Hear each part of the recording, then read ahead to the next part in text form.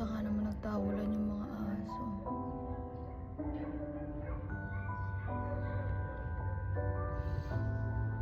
Anyways, manok naman yan.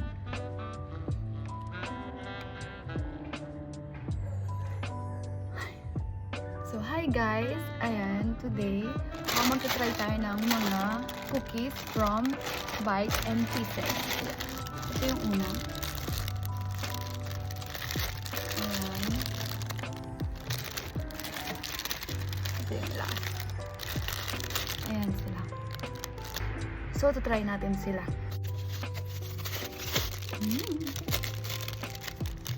Oh! Ito talaga, itsura niya sa loob. So, let's try.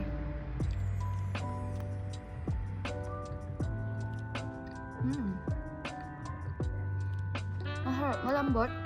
Hindi siya ganun katamis.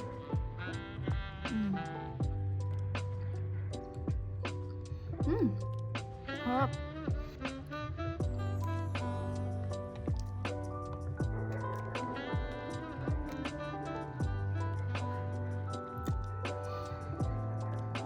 Sarap niya. Ito yung next. Ito siya.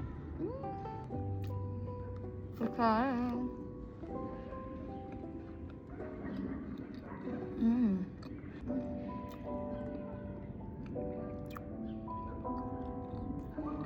Nasilya ba siya? Mahirap.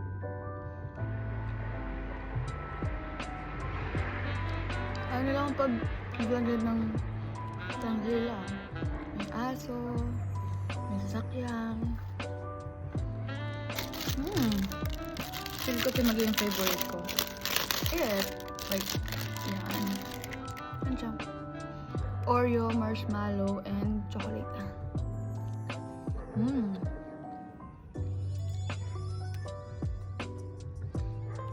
Sarap niya. Hindi siya ganun katamis. Nagpapatamis na lang yung mga ano niya. Kasama niya.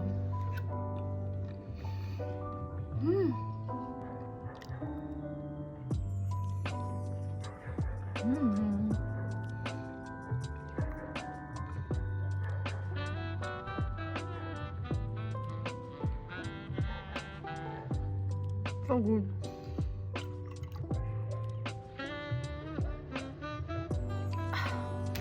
So guys, ayan. Sobrang sarap niya talaga. Ang lambot ng ano niya. Hindi siya ganun katamis. So, ang nagbibigay na lang ng tamis sa kanya is yung mga kasamahan niya.